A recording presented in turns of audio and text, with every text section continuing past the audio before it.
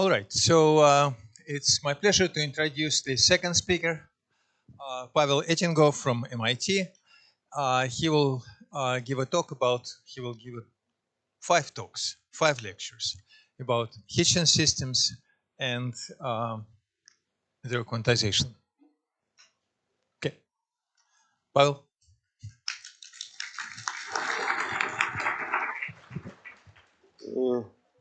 Can you hear me? Yes. Okay. It's my pleasure to give lectures here in BIMSA, and especially that give lectures at the school dedicated to the memory of Igor Krichever, who was one of my teachers and influenced me mathematically in a major way. There is a nice article in the Notices of American Mathematical Society written in Igor's memory by people who knew him well, including several people in this room. And I highly recommend reading this article. You'll learn a lot about his life if you have not met him. And now let me start my talk. I'm Pavel Etingof. Good morning, доброе утро, ni hao. So I will talk about things like Hitchin systems,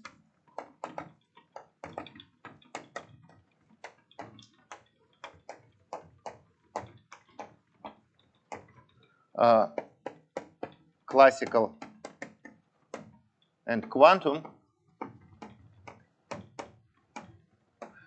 and it's about Langland's correspondence.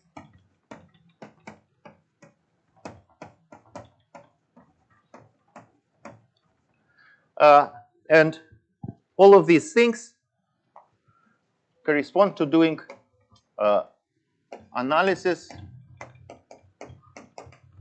geometry, and arithmetic on, well, Langland's correspondence in the case of function fields, mostly. And all of this corresponds to doing analysis, geometry, and arithmetic on a geometric object called band G of X. So this is the moduli space. And technically, it's a stack of principal G bundles on a curve X. So X will be a irreducible smooth projective curve over some field. G is a reductive algebraic group. And to this data, one assigns a certain very complicated geometric object, this moduli stack of principal bundles. It's very rich. And when we do geometry analysis or arithmetic on this object, we see all these things. In particular, Hitchin integrable system will be one of the major topics. And this is a large class of finite dimensional integrable systems attached to this data, which entails many, maybe even most, of the interesting finite dimensional integrable systems that are known. They are special cases of this system. And this system also played a major role in the work of Igor's. So I will talk about this already starting today. So let me not talk much about the motivation, because it is better if I start with some basic definitions, and then we talk about the content later when we are more prepared. So the first basic, so today will be, much of today will be a review of some basic algebraic geometry related to this object. And as I said, it is complicated, so I will sweep under the rug a lot of things. Maybe some of them will be discussed in the exercises. So the first thing I want to talk about is, so what is a principal G bundle? So let's say X is an algebraic variety over a field K.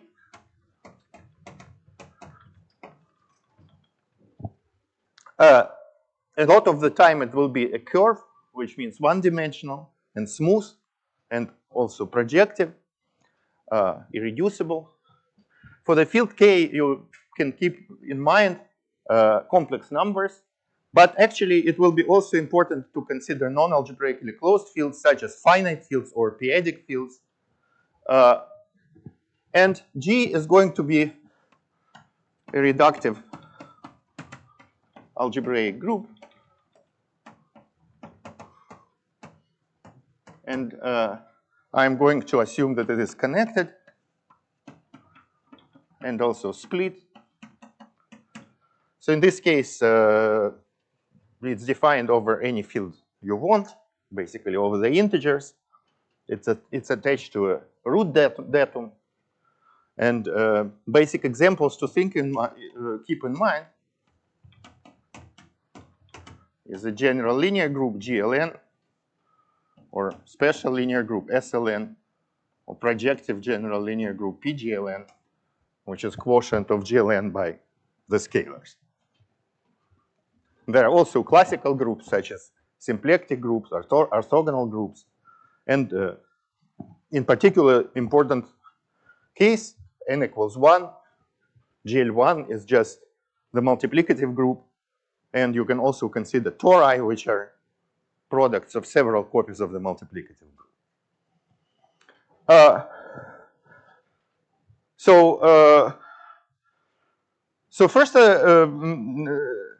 I'm going to define the notion of a principal bundle. For this purpose, I don't need to assume that this algebraic group is reductive, connected, or split. So first, let G be any affine algebraic group over K.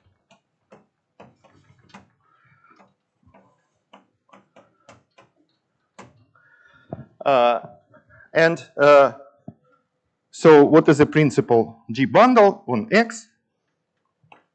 So definition, a principal G bundle, or sometimes also called a G torsor on X, is a variety P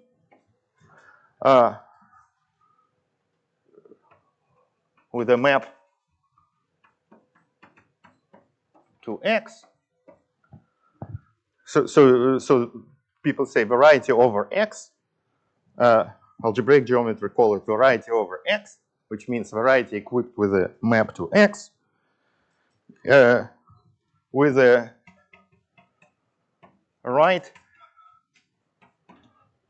action of G, preserving pi,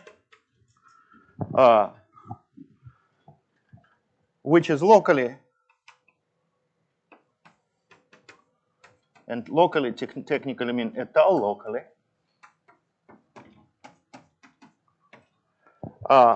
on X is isomorphic to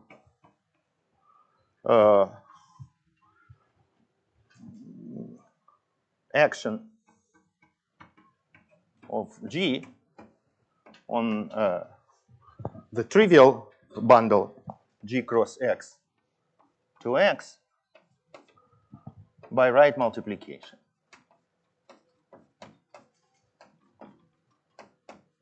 On the G component.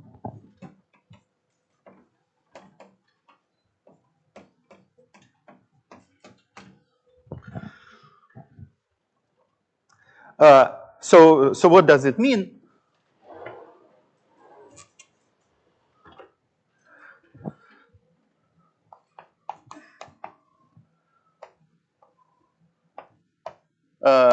So that we have an so there exists an étal open cover UI of X with P restricting to UI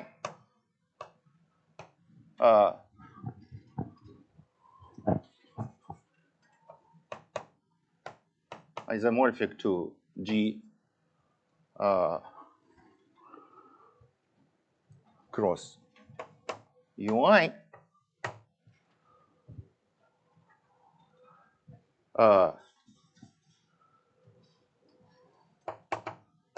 in a G invariant way and commuting with pi.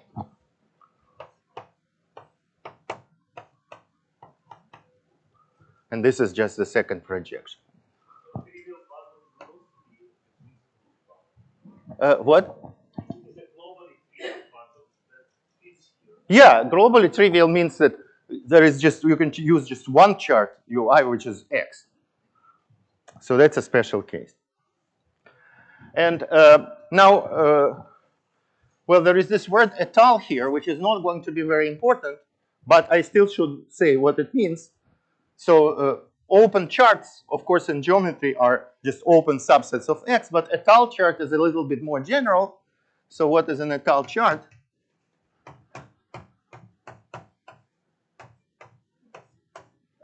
So this is a open set U bar inside X. So by open, I mean, of course, Zariski open, because we are in algebraic geometry, and unramified cover,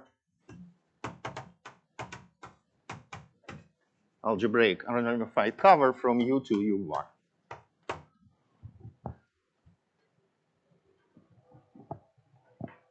So this means that étal chart means that I'm covering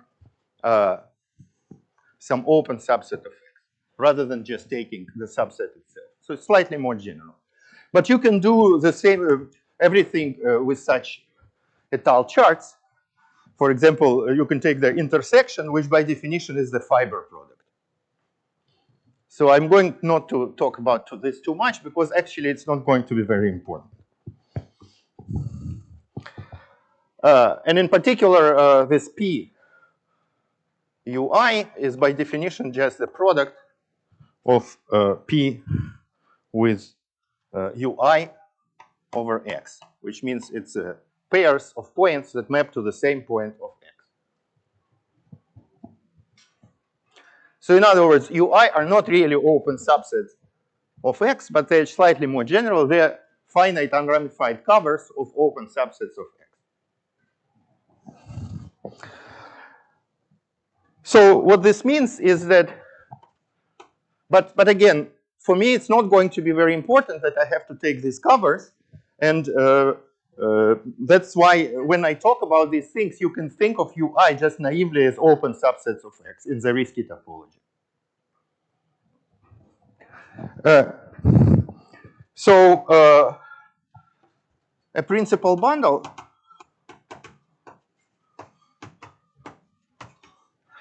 can be constructed can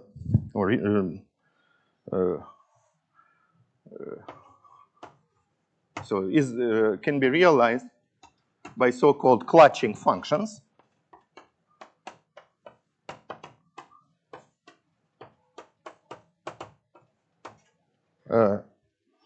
And so these are functions Gij from the intersection Ui with Uj into G. So these are regular functions. And as I said, this is just by definition the product over X. But again, you can think naively of this as just open subsets and intersections.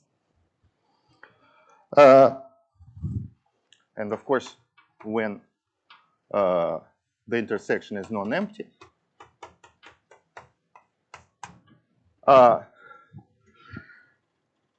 and this should satisfy some conditions. Well, first of all, Gij.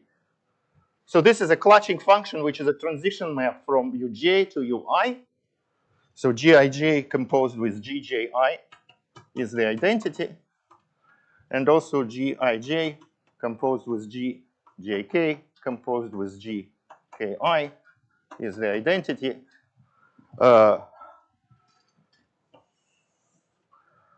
And so this is called the one cocycle condition.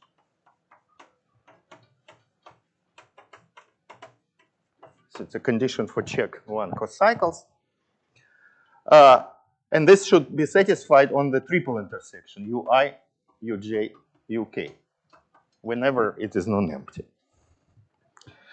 And this is, of course, so the idea is that we are gluing trivial bundles on ui's, like here, by using these clutching functions. And in particular, if we change this Gij on the left by some hi, and on the right by some hj, then it will not change. The bundle will be isomorphic. So this means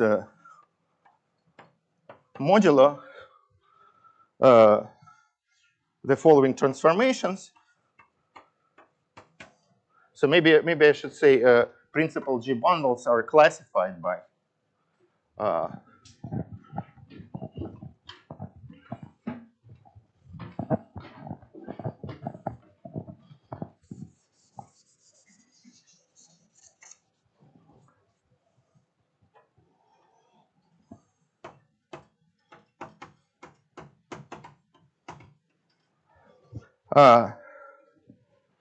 so modulo the following transformations. Gij goes to hi composed with Gij composed with hj, where hi are some regular maps from ui to g. So this means that this Gij, so this is a one cocycle condition, so this means that this Gij is a one cocycle of x with coefficients in the sheaf O xg. So this is sheaf of g-valued regular functions.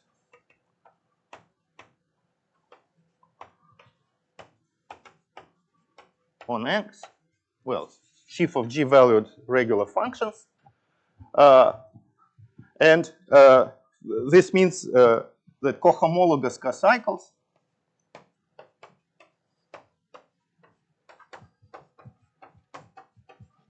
define the same bundle, define isomorphic bundles.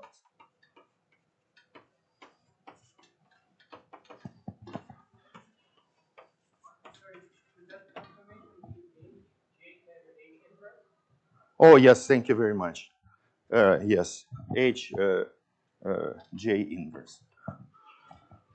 Well, I mean, it doesn't, yeah, that's right. So, so it's Hi, Gij, Xj, Hj inverse. So, and so this means that these G bundles are classified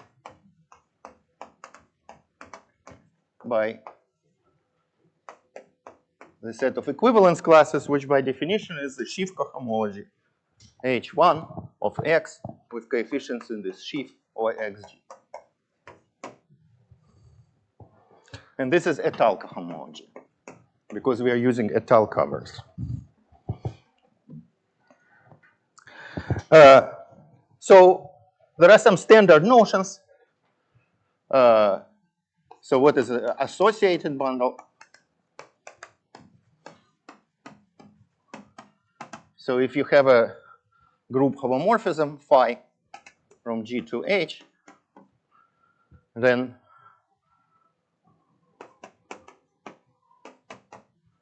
any G bundle on X gives rise to an associated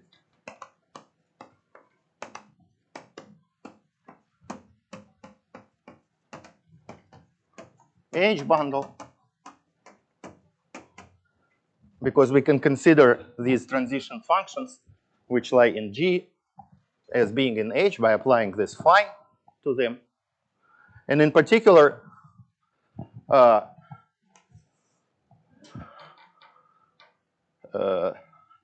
so if G equals to GLN, then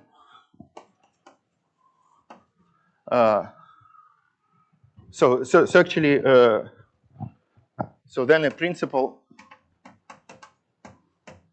G bundle is, well, the same as a vector bundle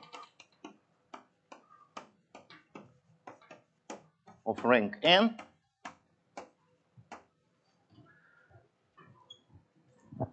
So because these transition maps can be used to glue bundles of the form G cross UI, GLN cross UI, where here you have a matrix, or you can put a vector here and use the same way to glue. And actually, by saying that this is the same means that there is a bijection, moreover, an equivalence of categories. So it is equivalent to consider vector bundles or principal GLN bundles. And also, if you have a row from G to GLV, an algebraic representation, then, well, GLN, algebraic representation, then every G bundle B on X, maybe I should call it E on X, gives rise to associated bundle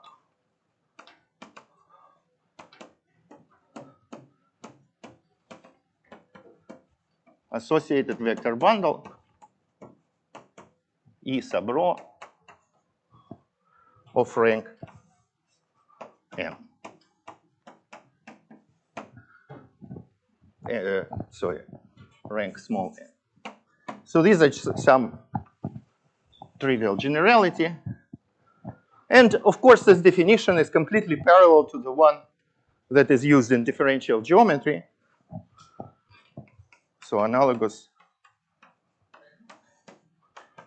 to the definition in geometry or topology, in which case we consider, instead of regular functions, we consider C infinity functions. So if you want to consider topological bundles on manifolds, you consider continuous functions or smooth functions. If you want to consider flat bundles, then you consider locally constant functions. But otherwise, the definition is completely the same. And of course, in classical topology, you do not need to consider these étale open sets. So I will explain why they are necessary in algebraic geometry in a moment. But as I said, for what we will do most of the time, this is not going to matter. And similarly, in analytic geometry,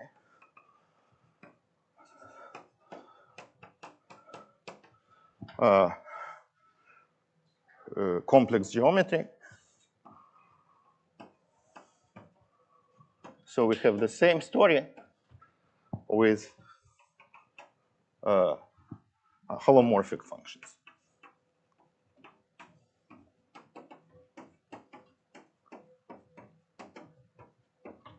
So in topology, G is going to be a topological group, X is going to be a topological space, or X is a manifold, G is a Lie group, and we have smooth functions. And in analytic geometry, X is a complex manifold, and G is a complex Lie group, and we use holomorphic functions.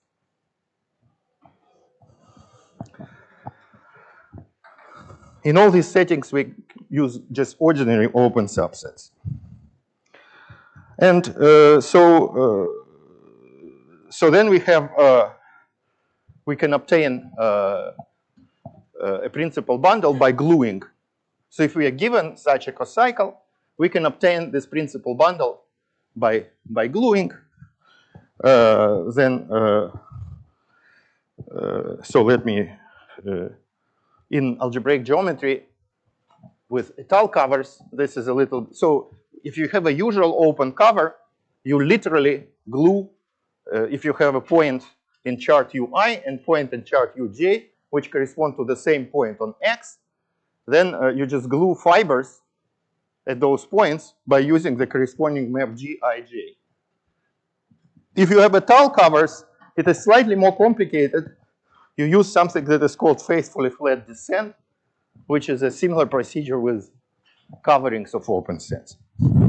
I'm going to skip it. But in any case, if you take pi inverse of x, where x is a point in x, this is called the fiber of G at x. It's denoted P sub x.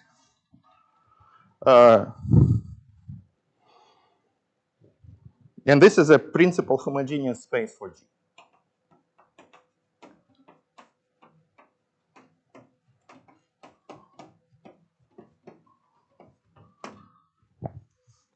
Which means that G acts simply transitively on this Px. Well, this is a story of an algebraically closed field. If you do not have algebraically closed field, then you should consider points not just over the original field, which actually may be none, but also over some field extensions.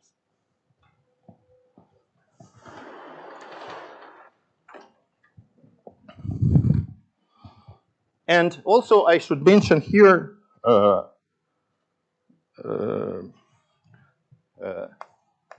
Serre's Gaga theorem. And so this is analytic geometry, algebraic geometry in French.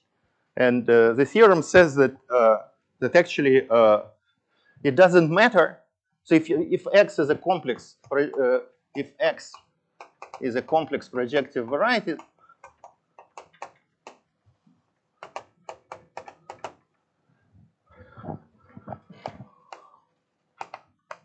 then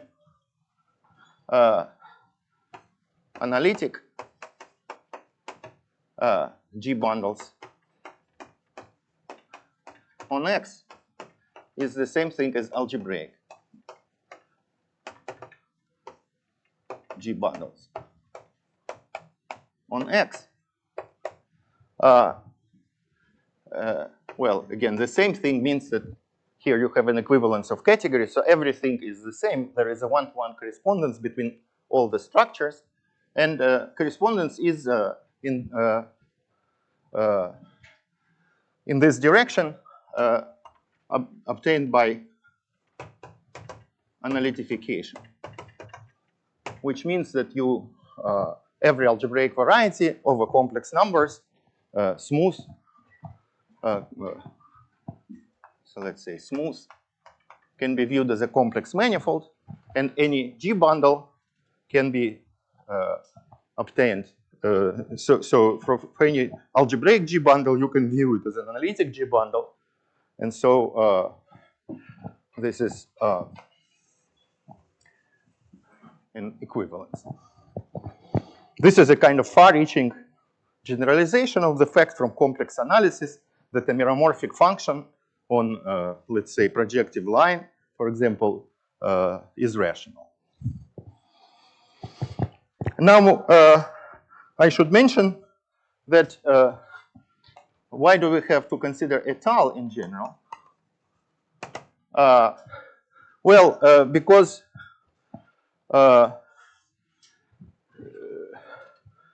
in topology, we do not have to do this because we have neighborhoods of points which are contractible, which have trivial cohomology.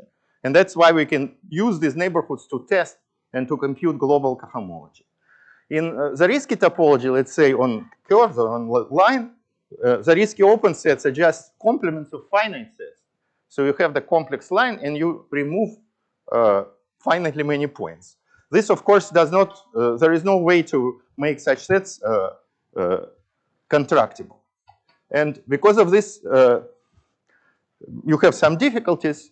So for example, you can consider the following principal bundle. So you take P, which is just punctured complex plane, and it goes to C star by the map Z goes to Z squared. So this is a principal mu2 bundle, which is really Z mod 2, multiplicative group of roots of unity of order 2. So it's a group consisting of 1 and minus 1. And it doesn't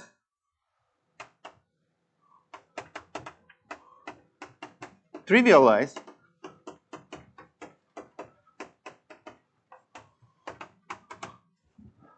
on any non-empty Zariski open set in C star.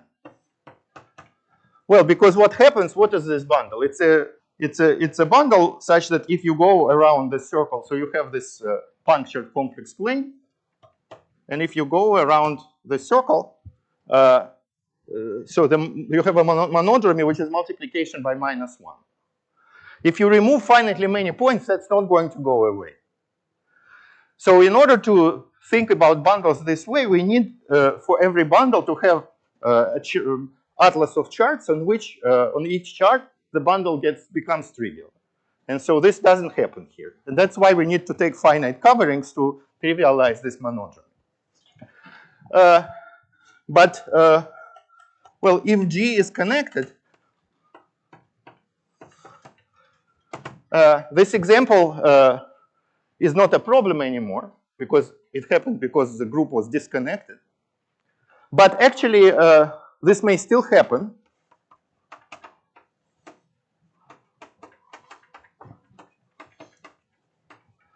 Say for surfaces.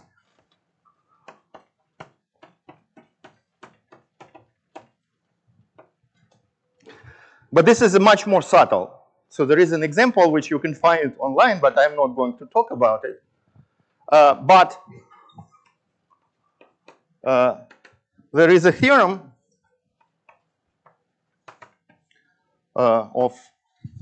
it's a non-trivial theorem of Borel and Springer.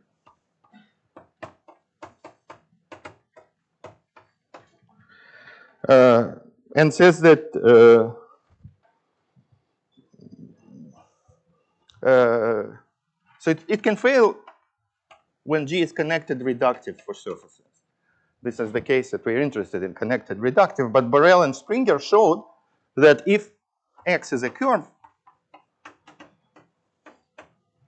a smooth curve,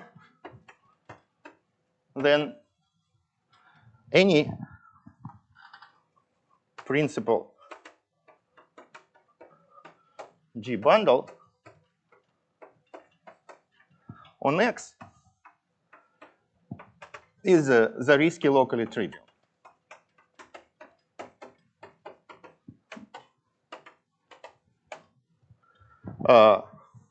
And this is for connected reductive groups.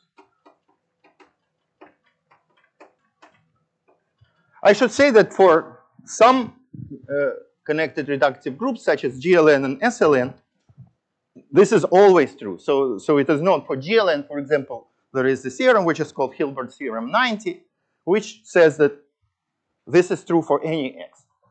But for other groups, for example, PGLN or orthogonal groups, symplectic groups, for orthogonal groups, symplectic are fine, but orthogonal groups, this can happen. And but in any case, for curves, this doesn't happen. And so this means that we can forget about this et al. Story, which is only necessary to make a correct definition in general, and think about ordinary Zariski open covers. So any G bundle on X, which is a curve, will trivialize if you remove a finite number of points. And in fact, if G is semi-simple, it's also a non-trivial theorem of Harder. And later it was generalized to families by Drinfeld and Simpson, which says that if G is semi-simple,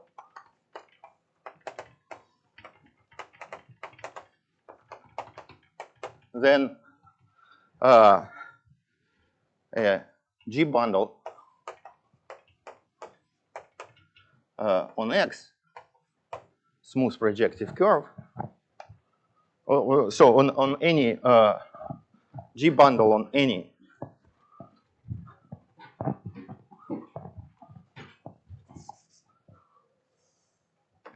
on a smooth affine curve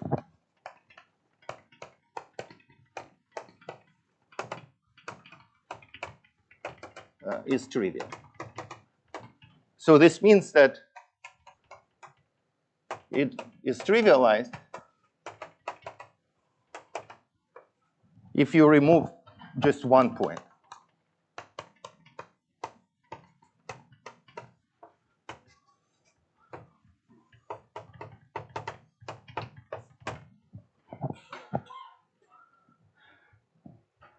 So so this is, I should say that this is false for non-semi-simple groups, such as GL1. So in the case of GL1, so let me do an example. So in the case of GL1,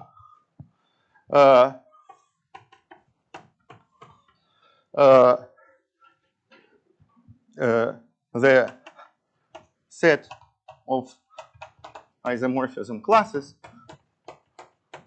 of bundles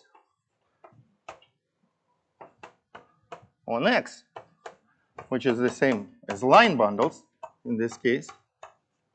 Well, I said that it was the same for GLN as vector bundles of degree n, of rank n. And so in particular for n equals 1, it is just line bundles. And this is true for any x. So this is the Picard of x. And for curves, I suppose as Sam will explain, maybe next time, I don't know. Picard has the following structure. So a line bundle on a projective curve, smooth reducible projective curve, has a degree. It can be bundles of every degree. And they form also a group. So this is a group by tensor product.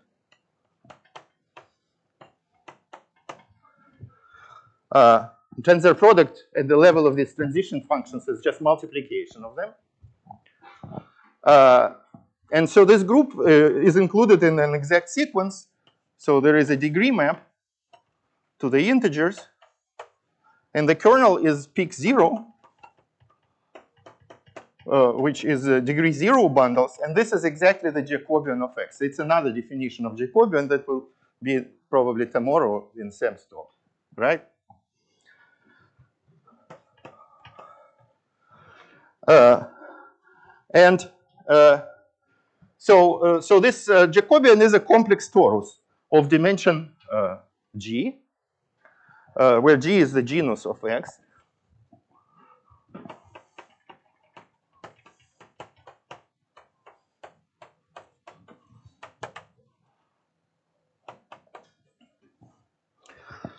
And so here, what happens is that every point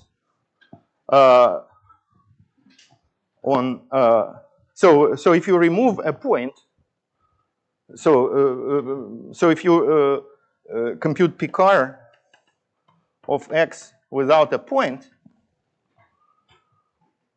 well, it turns out that this is just, then the notion of degree no longer makes sense. Because this means that you can consider bundles. So this is basically pick X modulo the subgroup generated by O of X, which is a line bundle whose sections are functions with a pole at x of order at most 1.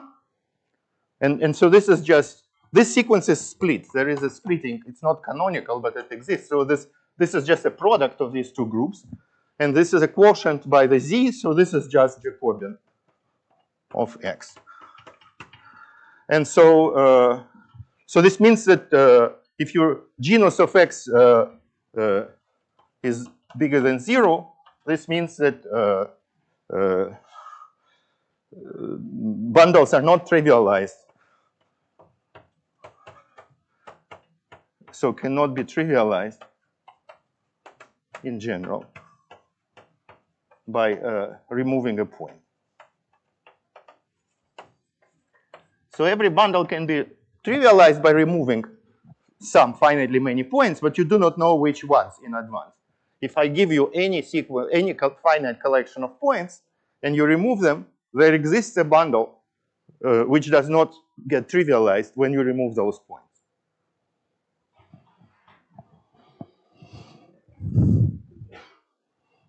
Okay, so now I want to talk about moduli. So this was a kind of first topic, just basics. And then the second is moduli, space of bundles.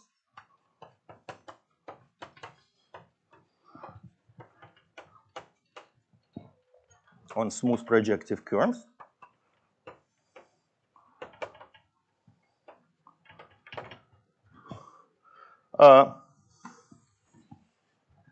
So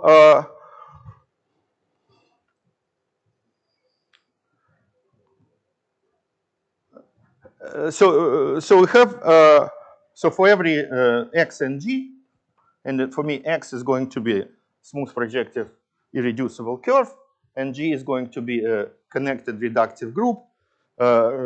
We have the set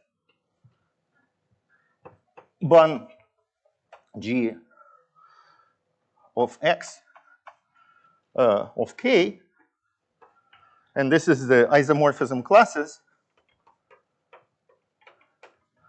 of principal G bundles on X defined over K. And this is just a set, but actually we have a lot more than that. We can do this not just for K, but we can do it for any field extension of K or more general ring extension of K. So more generally, since we're doing algebraic geometry, there is no problem to take extension of scalars and consider bundles defined over some extension of K, which means that all these Gij will have coefficients in this extension. If A is a commutative K algebra, then have the set of equivalence classes ban G of X of A. So this means that we have a functor of points, which is maybe denoted ban G of X, which sends A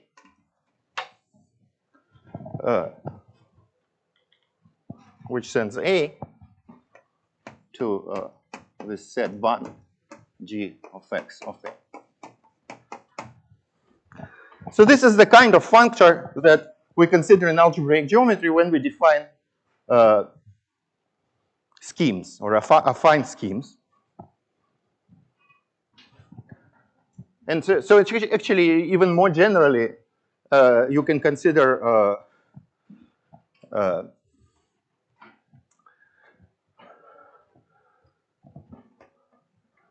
so when we consider schemes, we also have such you can define a scheme by as a functor like that, which satisfies certain properties, which is called representability by a scheme. But this is not satisfied for this thing. So this is not representable by a scheme.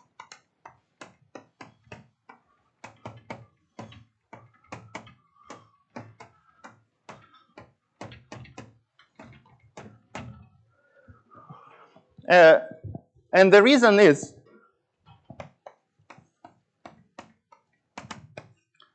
that bundles, So the different, so rather, it is an algebraic stack.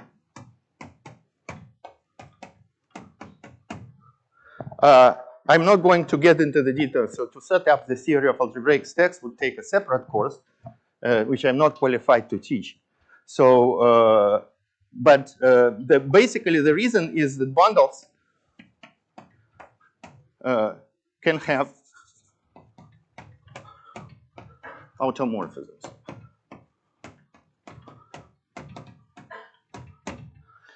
So schemes, the main difference between schemes and stacks is that scheme consists of just points, which are just points and nothing else.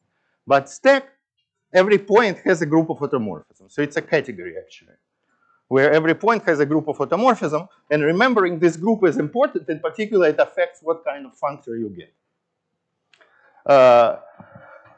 So an example is the following. So let's say G is a finite group. Well, you can consider principal G bundles on a point.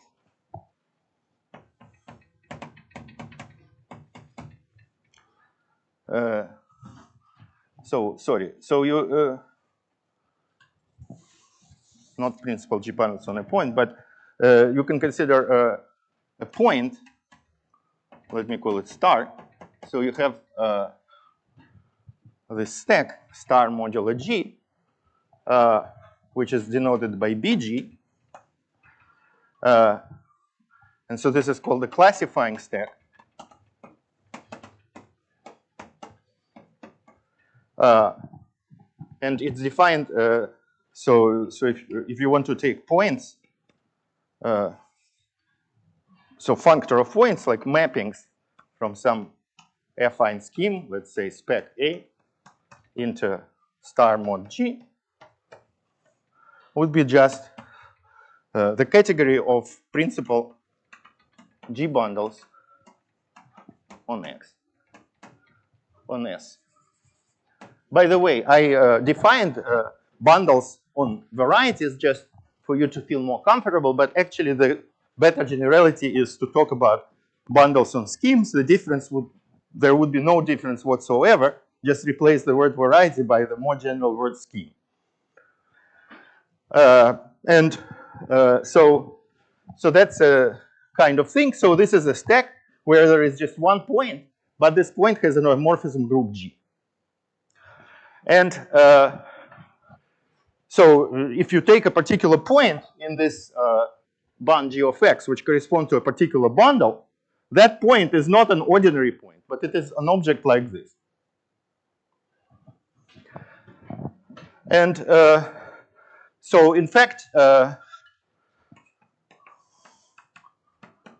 so more generally, you can consider the following stacks, which are called global quotients. So stacks are, algebraic stacks are a kind of globalization of the notion of quotient of a variety by group action.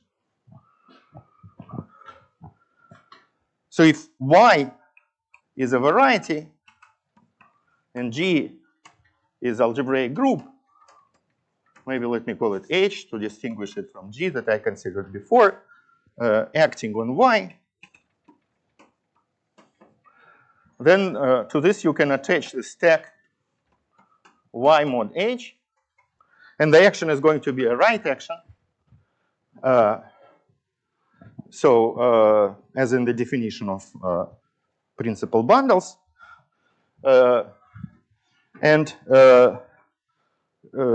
Functor of points for this stack would be that mappings from S to Y mod H would be the same thing as an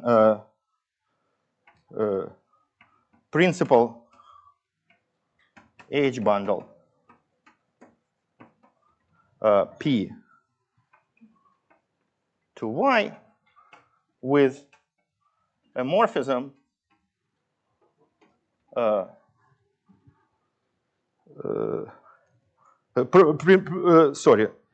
principal bundle over S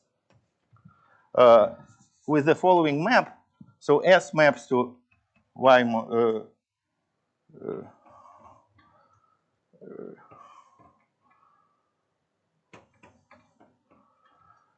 so with a map that commutes with h action.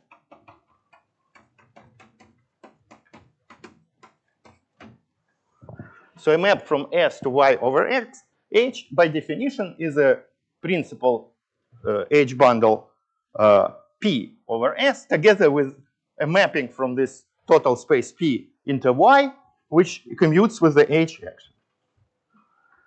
So in other words, the goal of this is the following, that if your group doesn't act, so if your group H acts freely on Y, then the quotient is just usual quotient, at least when this group is, let's say, GLN. But in general, if you have stabilizers, quotient has bad properties as a topological space. And the idea of the theory of stacks is just not to take the quotient. Think about this quotient as Y with an H action and never take the quotient. And try to rewrite everything in terms of Y and H rather than the quotient.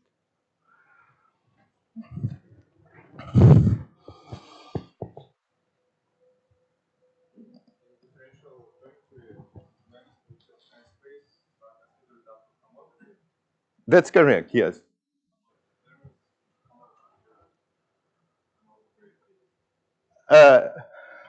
Yeah, so that's a question. So it is principal G bundles on S. So it's a question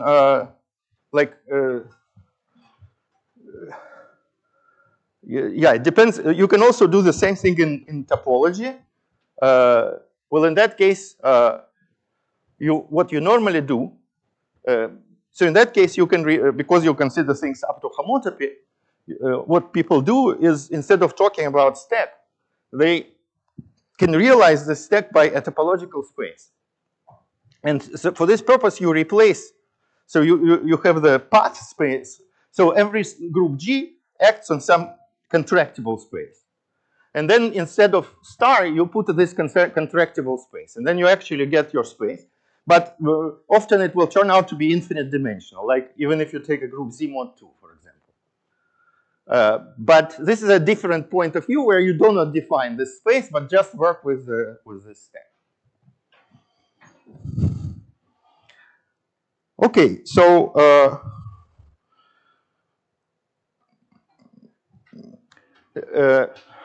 so what happens is that it's a fact that I will just state now and maybe elaborate on later.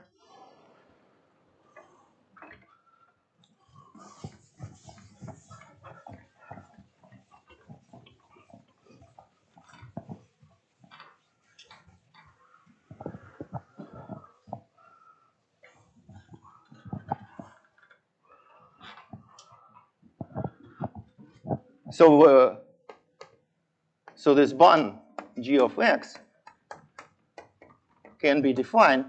So it's not, bond G of X is not a global quotient like that. And it's also not of finite type. So it cannot be represented this way when Y is a variety or scheme of finite type. But it can be represented as a nested union bond Gx J, let's say, of open subsets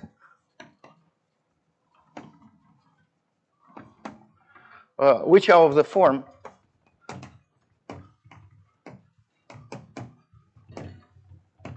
Y over H, where Y is a smooth variety and H is a nice group, let's say, GL and J for some J, for example. So in other words, it has charts. It is not globally of this form, but it has charts which are of this form. So if you always work on this stack locally, And if you work on it on some neighborhood of a point, you can always think about working with a quotient like that. Although there is no natural representation. There are different, like for example, if you have H is a subgroup of some group H prime, then you can multiply Y over H by H prime, and this will have an action of H prime. So Y over H will be equal to Y cross over H with H. Let me put it here. With H prime, modulo H prime. So there are different representations of the same stack in this way, and there is no particularly nice representation here. So that makes it very subtle to work with this thing. But in particular, you get a set for every field K. Let's say K is a complex number, so you do get a set, ban G of X of K, but it is not a very nice object other than being a set. It's a topological space. So ban Gx of K is a topological space.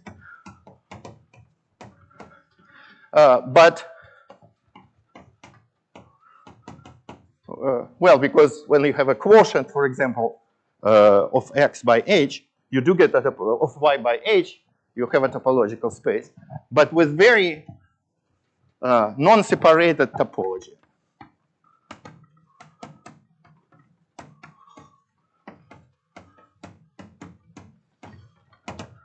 So points don't have to be closed.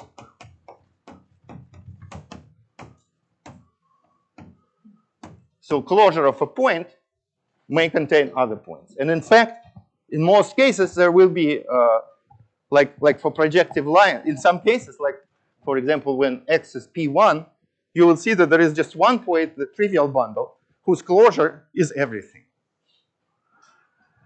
So this is the difference with schemes, because schemes are also topological spaces, and they are not terribly separated. For example, they are not Hausdorff, but they are more separated than this, in the sense that points at least are closed. Well, here, the points over the field are closed. Here, that's not going to be the case.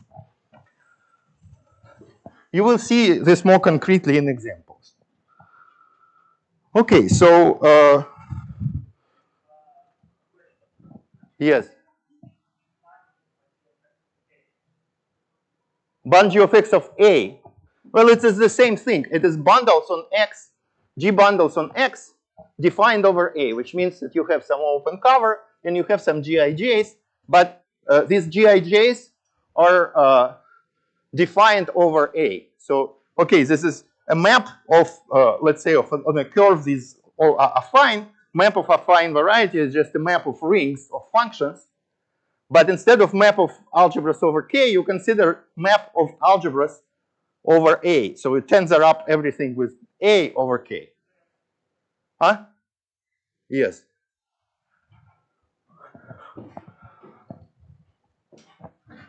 Okay, so let me do some examples. So for example, SLN bundles is the same thing as, so I said already that GLN bundles are vector bundles of rank n, SLN bundles are vector bundles of rank n with trivial determinant. So top exterior power, and PGLN bundles is the same thing as vector bundles of rank n up to tensoring with line bundles.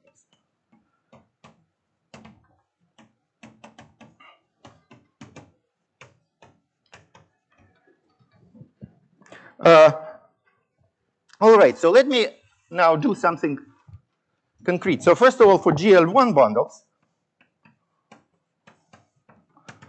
well, we have a bun G of X is pic X, which is really the product of pic 0 of X with Z, non-canonically, but it is. And it is a stack because every bundle has a group of automorphisms. So for any line bundle L, automorphisms of L is just C times. Let's say we're working over complex numbers. So points do have automorphisms. But in this case, all points have the same group of automorphisms. So this means that this is a stack which is not very different from a scheme. We can rigidify the situation by, for example, considering bundles together with a point in one of the fibers. And then the C star will be killed by because we have to preserve that point. And then we will get a scheme. It's an infinite type scheme because there are infinitely many connected components. But otherwise, it's a very nice scheme. And every piece is just an abelian variance. But so this is not too different from a scheme.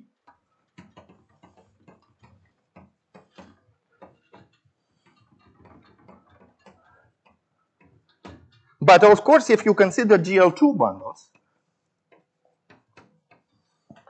or even SL2 bundles, even if you do the simplest possible curve, which is P1, then the situation will be much more complicated. Because in this case, we can have automorphism groups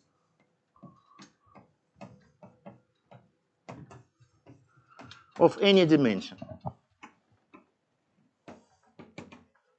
So the more degenerate your bundle becomes, the bigger the automorphism group will be. So let us see this concretely.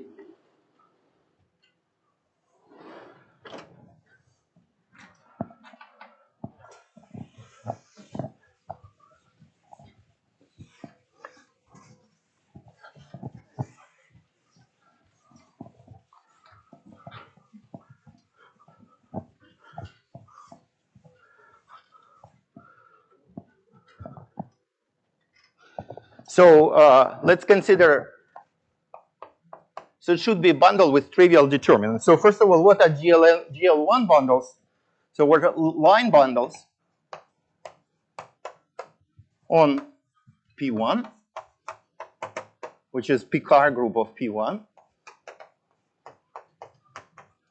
Well, this is just Z because Jacobian of P1 is 0. And so all bundles are O of n, where n is in Z. So it's a bundle of degree n. And so this is just O of 1 to the nth power and O of 1. So how to construct O of 1? Well, I mean, you have two charts on P1. So P1 is the union of affine line A1 with infinity.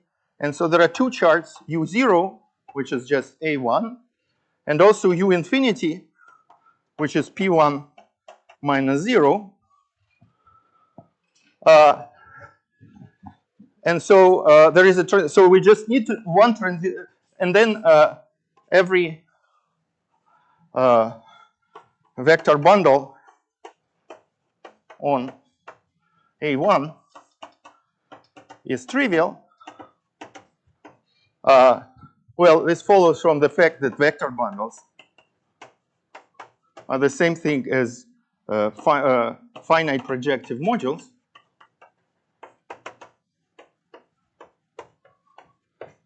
And every finite projective module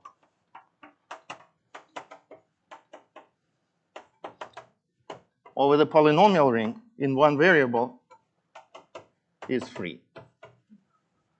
That's actually true for polynomials in any number of variables, but it is much harder. It's a theorem of Quillen, which was conjectured by Serre. But in one variable, it's an elementary exercise in commutative algebra.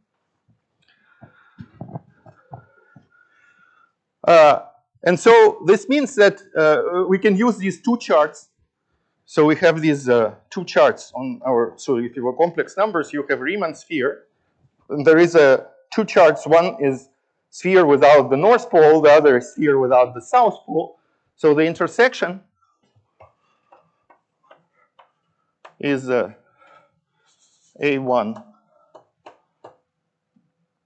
minus 0, which is just the multiplicative group. So over complex numbers, it is just C star. And so we need to have a regular function, G, from U0 intersecting U infinity to GM, which is the clutching map to pass from the infinity chart to the 0 chart. And so this is just GM to GM. So this is a function which is non-vanishing, and there are such functions are all of the form a constant times z to the n, where this is a non-zero constant. And this constant can, of course, be absorbed by rescaling.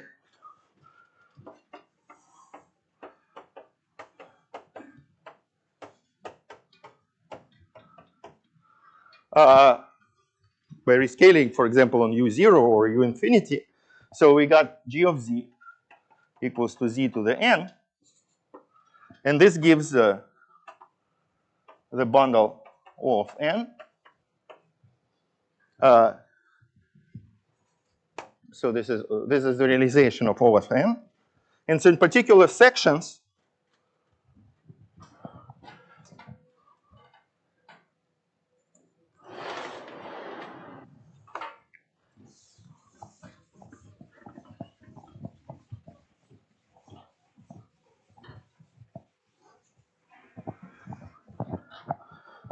so in particular, so if you have a P to X is a G bundle,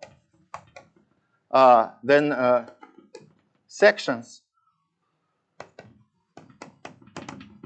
are such maps which split the projection. So composition is the identity. And we can talk about section of principal bundles, section of vector bundles, sections of line bundles. So sections of O of n are pairs of numbers. Well, let me call it V0 and V infinity. So a section, sorry, not of numbers, of polynomials. Yeah, but they have to be, so, okay. The maps should be, so section would be a map from, say, U0 to GM. So it's a non-vanishing polynomial, which means it has to be a constant. So sections are pairs of numbers. Let me call them V0 and V infinity.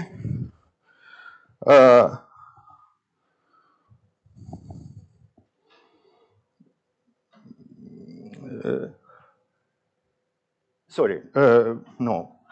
They are pairs of, yeah, function, non-vanishing functions. Yeah, pairs, okay, V0, V infinity, such that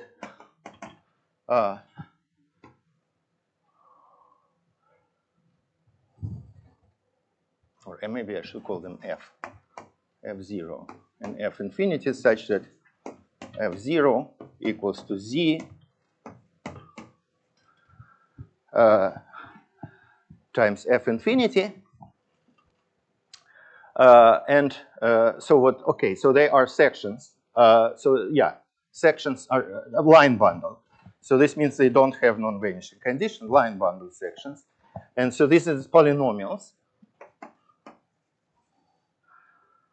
So this is polynomial of Z, and this is polynomial of Z inverse.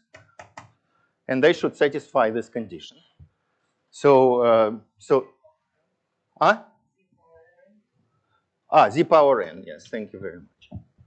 Right, and so you see that from this that, well, F0 is determined by F infinity, And F infinity has to be a polynomial of degree at most n, so it has n plus 1 dimensional space of sections. Okay, so now suppose you have so you can consider now GL2 bundles or SL2 bundle, O of n, let's say O of n plus O of minus n. So this means that the G is going to be z to the n, 0, 0, z to the minus n.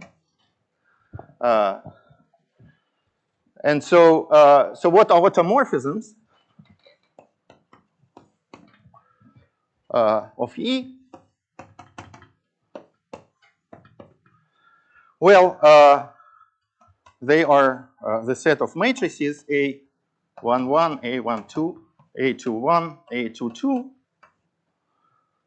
Well, A11 is a map from O of n to O of n, so this is just a scalar. So A11 is going to be a scalar.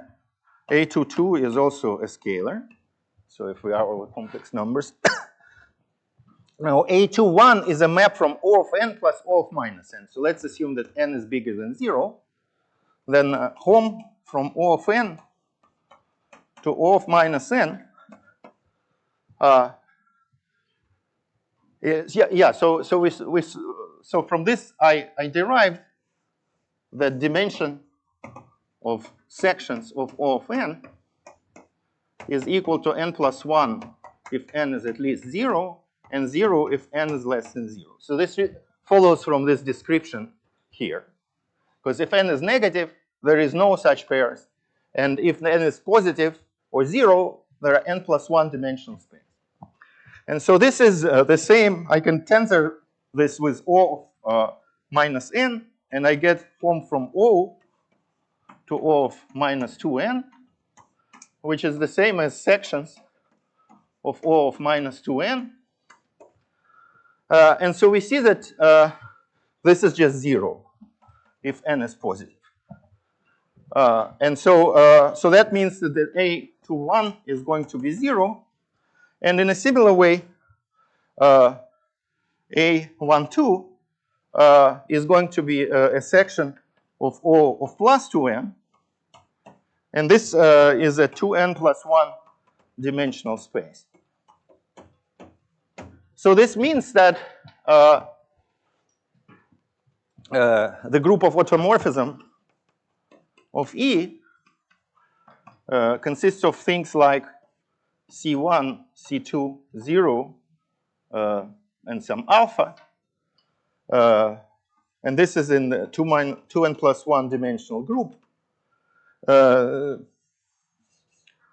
But of course, we want it to be an SL2, so this should be C1 and C1, C and C inverse. And so dimension of this group is 2n plus 1. Sorry, it is, no, it's 2n plus 2. And so this grows as n increases. And so this explains that we have this phenomenon, that this stack is going to be complicated. For SL2, it's not, for P1, it's not too complicated because we will see that the point, there are very few points in a second. But for X being genus greater than 1, this stack is very complicated. And that's why Langland's theory, Hitchin system theory, is very rich. So let me now classify rank 2 vector bundles on P1 and then rank n vector bundles on P1.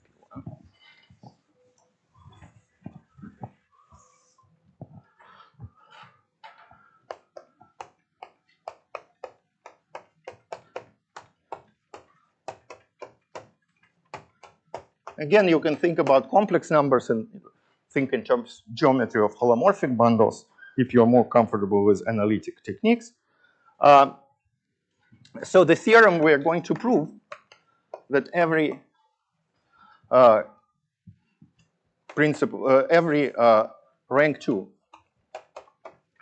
vector bundle on P1 is isomorphic to O of M plus O of N for a unique pair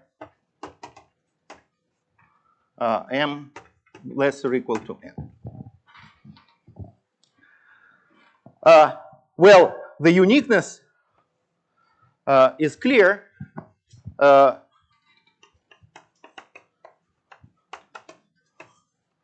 So uniqueness is the following. So from that calculation there, we see that N, we can recover N from E by, so N in fact is the maximum I such that home of O of I into E is not 0.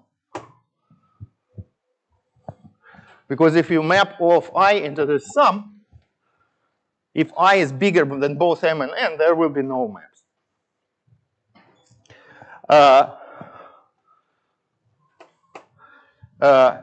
Now the existence is more interesting. And for this purpose, to prove the existence, we are going to see that, in fact, so let's fix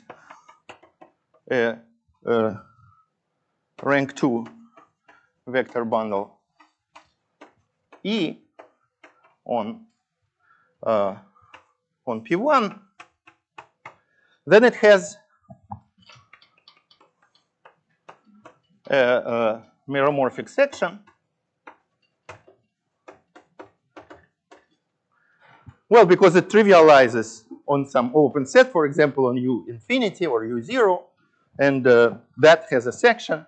So that would be a meromorphic section which has a pole at the missing point.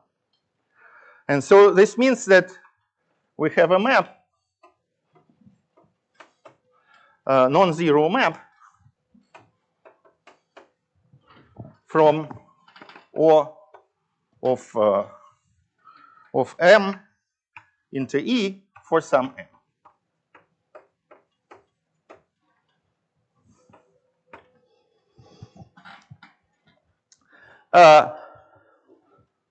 Well, so a section is a map from O to E, but the section is meromorphic. It has some poles. And so if you want to kill the poles, you have to take a negative M, accounting for those poles.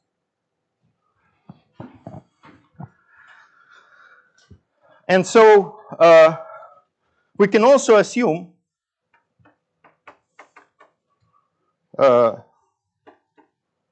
such that phi is non-vanishing.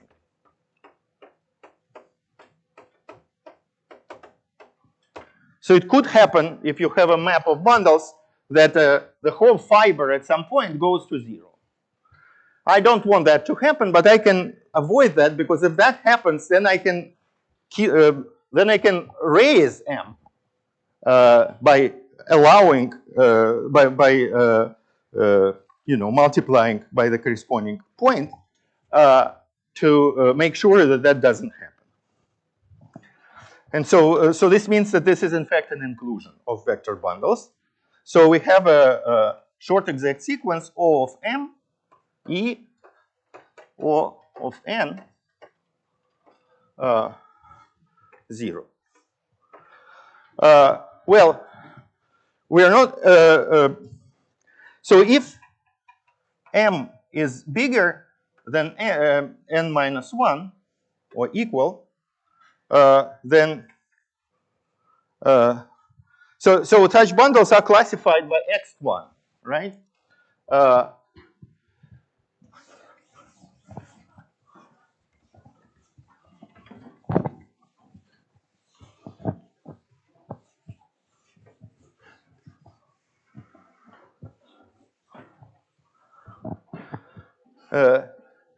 So this is classified by X1 from the bundle here to the bundle here,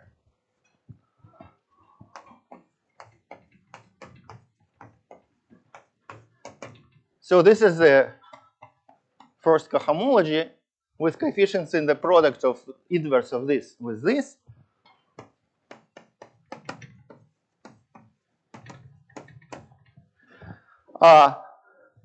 But then there is Serre duality, which says that this is H0, dual to H0, with coefficients in the bundle dual to this, tensored with the canonical bundle.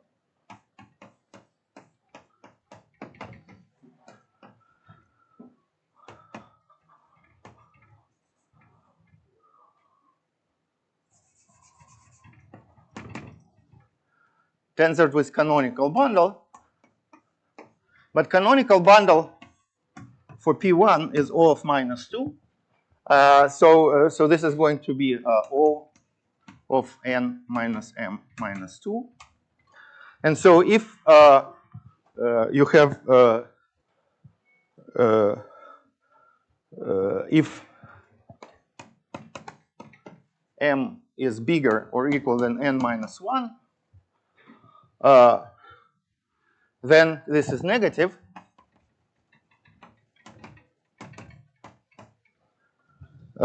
So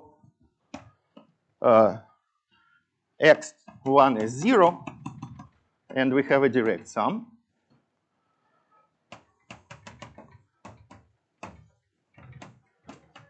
So in this case, we have nothing to prove.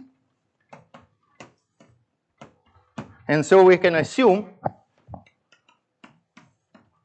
that m is at most, that m is strictly less than n minus 1. And in this case, let R, well, in this case, it's not in general true that this is a direct sum of O of m plus O of n. It could be sum of O of m prime and O of n prime, such that, well, the degree of this bundle is m plus n, so that's fixed. But the numbers could be different. And so in order to find the correct numbers, let R be the maximal integer such that hom from O of R into E is not 0. So we know from here that that's the right number for the bigger number. And so, well, that exists. You cannot take R indefinitely big, because then, well, you map O of R into this extension. There is a long exact sequence with maps to this thing and map to this thing. But if R is bigger than both of them, then both of those will be 0. So the thing will be squeezed in between and will still be 0. So, so this exists. And then, so what is the, so how can we realize this bundle?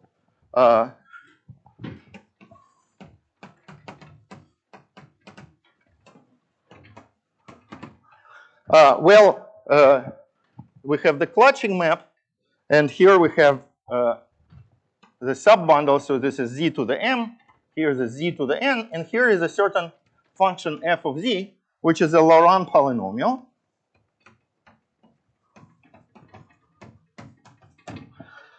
And in fact, we can reduce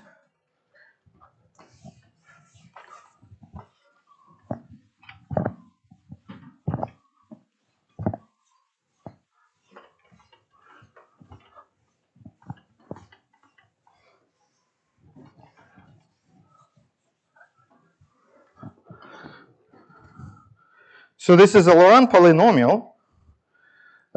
And then we know that we can multiply, can change G by H1 G times H2 inverse. And so H1 is 1, 0, 1 phi polynomial of Z. And H2 is 1, 0, 1 polynomial of z to the minus 1. And so it is easy to check. It's a nice exercise, simple exercise, by applying these H1 and H2, we can reduce uniquely to the situation when f has monomials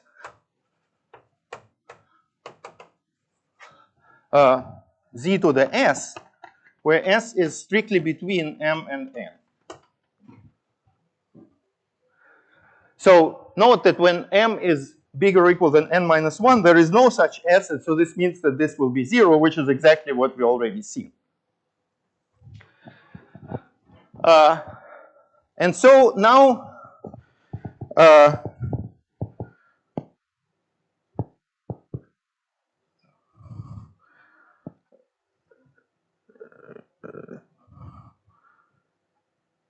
so what is a section? So a map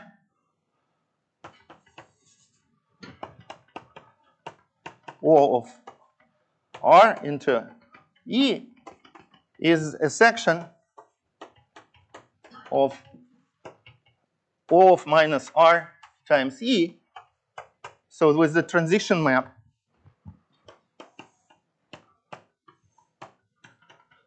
is this thing multiplied by minus R. So this is going to be z to the m minus R, z to the n minus R, and z to the minus R times f of z. And so if you compute what a section means,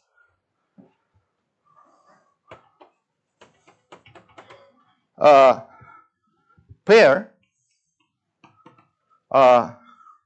well, first of all, it is some polynomials x0 of z, y0 of z, and also some polynomials x infinity of z inverse and y infinity of z inverse, which satisfy some equations.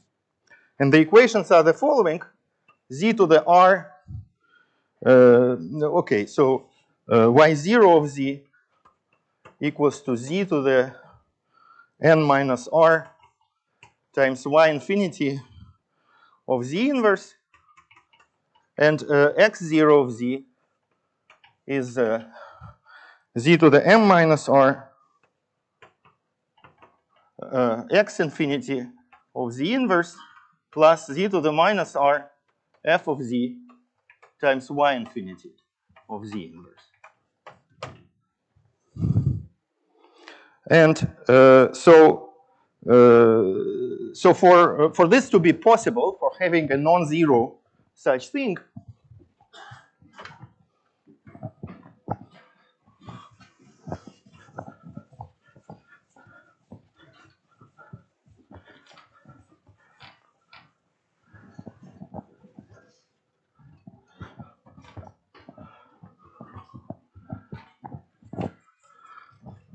so for having such thing, so such section, so I can actually put r on this side, z to the r of this equals to z to the n times this, and z to the r times this, z to the m times this plus this. So this means that this has no monomials below R.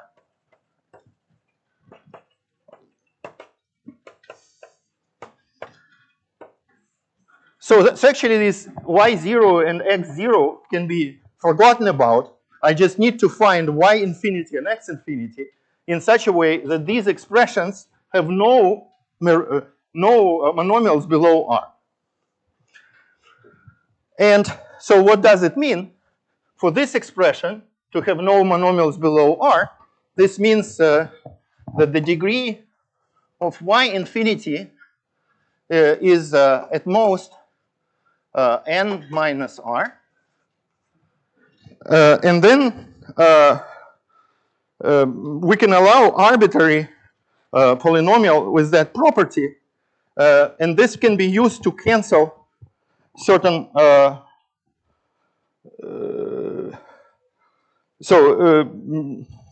x infinity can be chosen arbitrary polynomial. So this means that we can kill all terms above m. And so this means that the result is that the condition is that f of z times y infinity of z has no terms of degree between m plus 1 and r.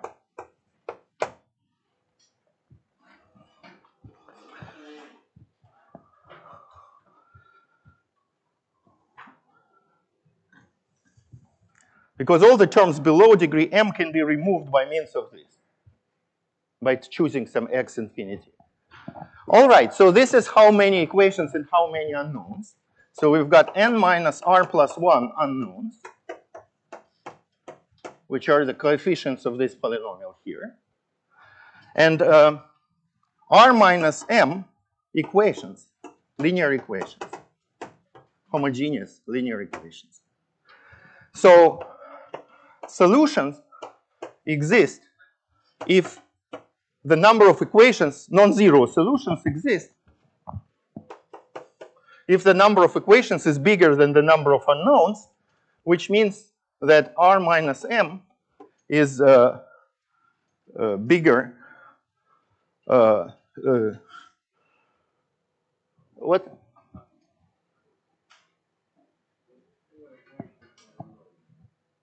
Yes, the number of unknowns bigger than the number of equations, so less than n minus r plus 1, which is the same as less or equal than n minus r.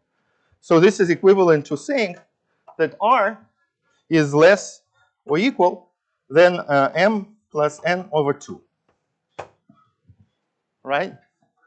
So in particular, this means, so the maximal r is at least m minus plus n over 2. And this implies that E is squeezed between, so either is a short exact sequence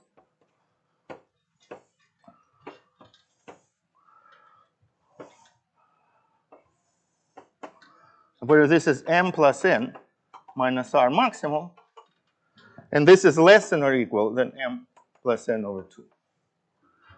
But we know that such sequences are split. And so this means that it's a direct sum.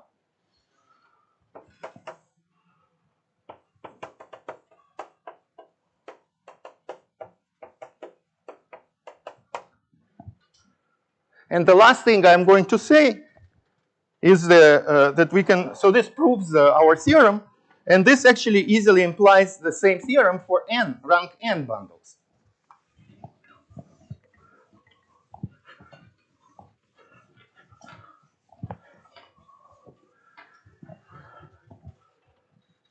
So corollary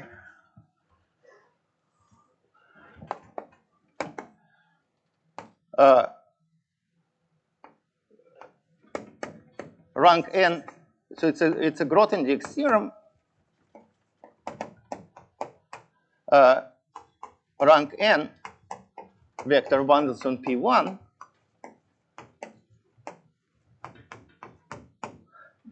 are uniquely of the form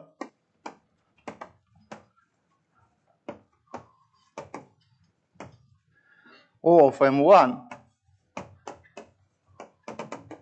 plus O of Mn, where these numbers are in increasing order.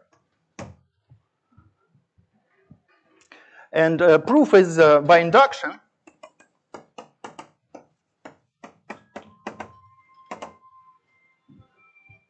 Yeah, so we're finishing up.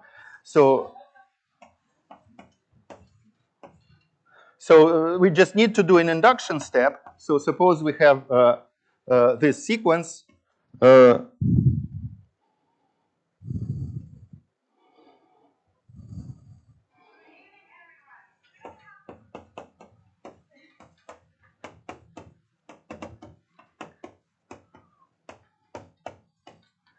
So for n, we already know it's a direct sum. And then suppose we have such an extension. And then, so this means that there is a subbundle E prime inside E, which is preimage of this thing.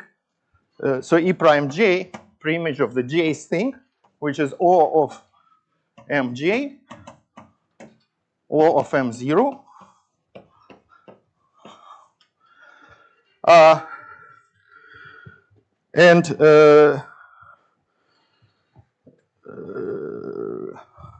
And suppose M0 is maximal possible.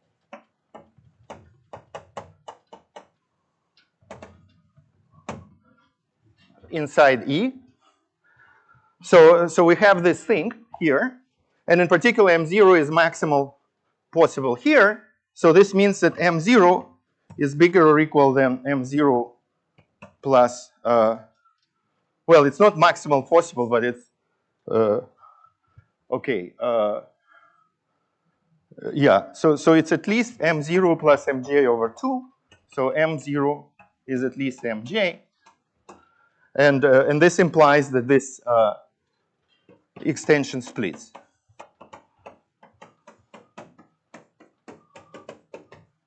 Because it splits for each summon.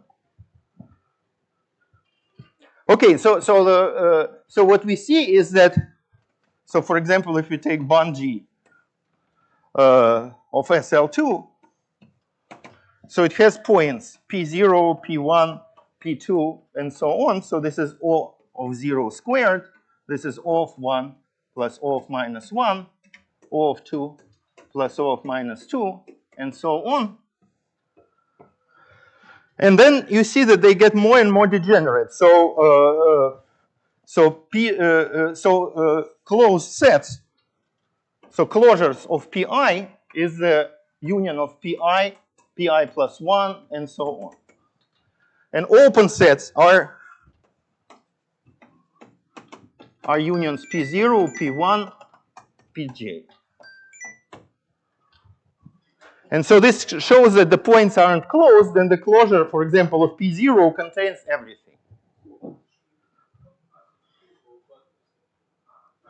Ban SL2 of, yeah, P1, I'm sorry. Yes. Okay, so this shows that this is rather complicated, and will get much more complicated with curves. So next time what I will do is I will talk about cotangent bundle of band G. So we will see that band G, if genus of X is bigger than or equal to 2, then even though this is a stack, it has a big like open set of generic bundles or stable bundles, which is actually a variety and a smooth variety. And we can consider its cotangent bundle and do symplectic geometry on this bundle. In particular, it will carry a canonical, very beautiful and important integrable system called the Hitchin system. And we will construct this system and discuss its integrability. And then we will go to quantizations.